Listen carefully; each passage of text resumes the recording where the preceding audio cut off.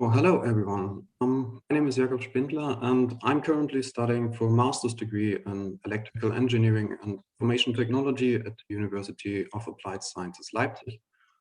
And today I would like to introduce you to our work on the topic on EDA-based optimization of blow-off positions for centrifugal compressor systems.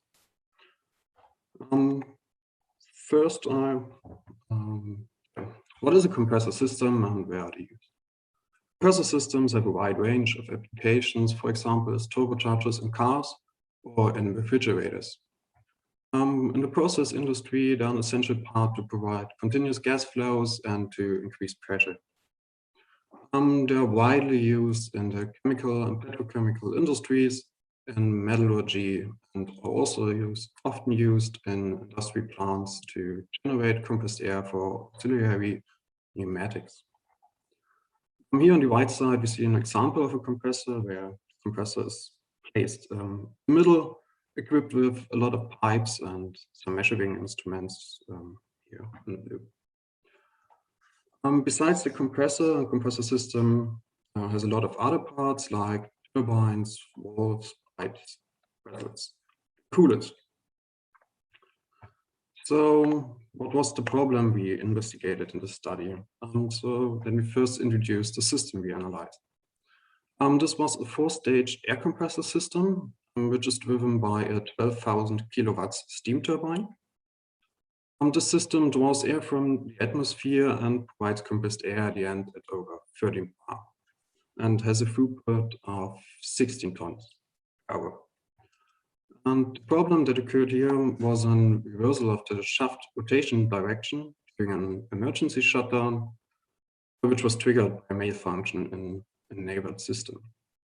The reversal of shaft rotation direction can lead to heavily damages to systems due to increased radial vibrations and actual displacements of the shaft.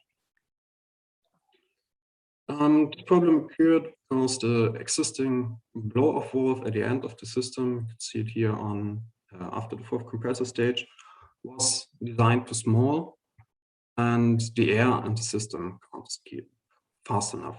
So the installation of further blow-off valves was considered as a suitable countermeasure.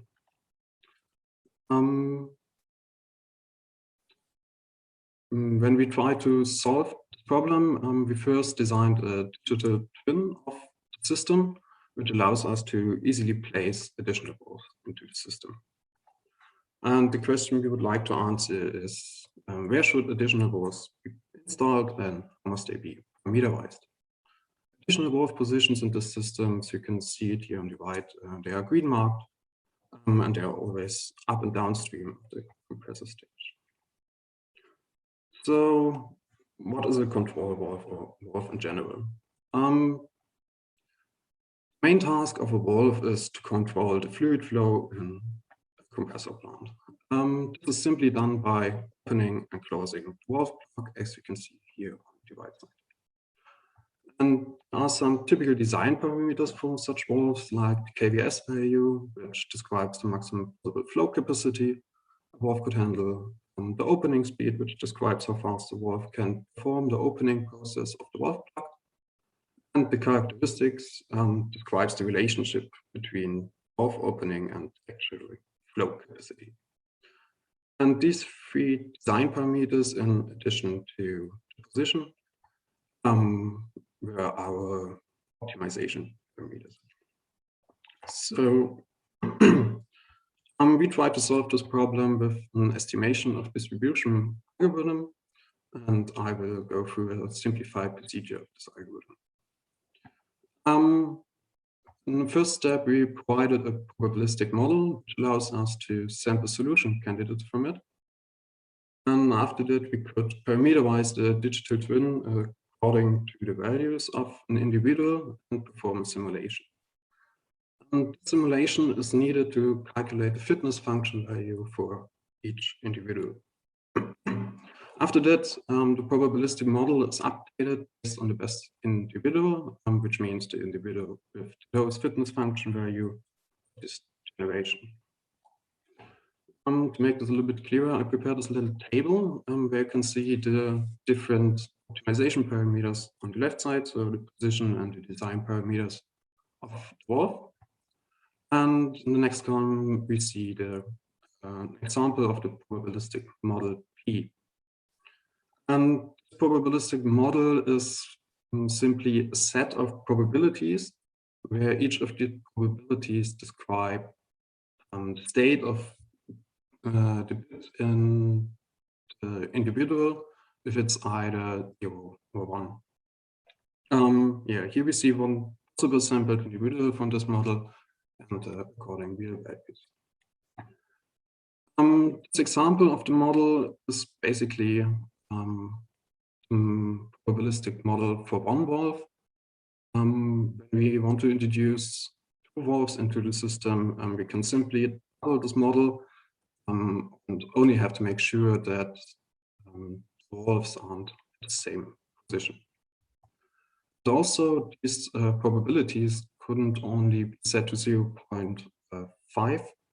If we have any a priori information about the solution, we can shift the probabilities either towards 1 or 0 before we start the algorithm.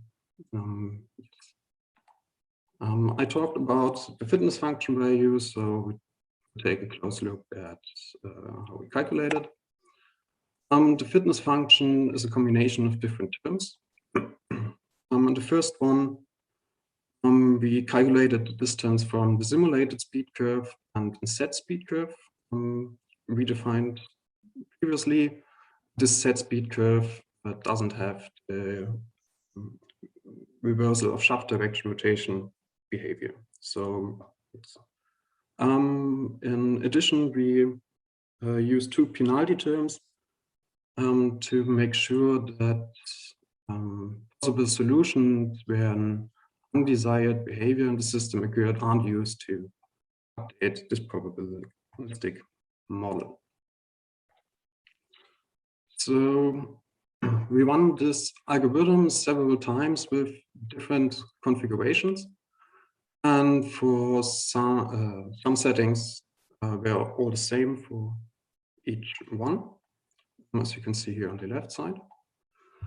And this is a big table where we sum up all results we achieved. We will take a closer look at some specifics once. So in the first configuration, we introduce only one valve into the system. And as you can see, algorithm found 4 out of 5 times the same solution. So a valve at a position 7 with parameterization, and 1 times also a valve at the same position but with a different parameterization. In the configuration 2, we introduced 2 valves into the system and set all probabilities of the probabilistic model to 0.5. As you can see, the variety of solutions are much broader. Our valves at different position combinations and with different parameterizations. The third configuration, we used the probabilistic model at the end of the first one from the first configuration for one of the valves. So I earlier mentioned we used this as a priori information. And as you can see, the algorithm always found exact the same solution. In configuration 4, we did some similar to configuration 2, only increased the number of individuals per situation. So what does different solutions mean to the speed response of the system? So I took 4 different results with 4 different configurations of valves and let's look at the speed response. On the left side, we see speed behavior of the system before the optimization, and where we clearly see the reversal of shaft rotation direction seconds after the emergency shutdown. On the right side, the speed behavior of the system after the different optimization. The blue one is the speed curve when we only introduce 1 additional valve into the system. And as you can see, there's the reversal of shut rotation direction, approximately 100 seconds after the emergency shutdown. And solutions and speed response from the other solutions, so from configuration 2 to 4, have only a slightly different speed behavior, but all these solutions solve the problem despite their different parameterizations and was at different positions. So we always need a domain expert after a run of this algorithm to decide which solution we really should take. Yeah, a short summary. I will show you today how a complex real troubleshooting scenario will be solved with an estimation of distribution algorithm and a digital twin, where the solution is calculated in a short time. This exact problem can only be solved with more than one valve, and the algorithm allows us immutable solution switch. Yeah. In the future, I think we have to revise the fitness function definition. At the moment, we only used a simple single objective optimization function, and there are some other aspects we could include in, want to include in the fitness function, like the prices of the walls. And this leads us to think about the reformulation as a multi-objective optimization problem. And at this stage, I think it's necessary to compare different multi-objective optimization algorithms.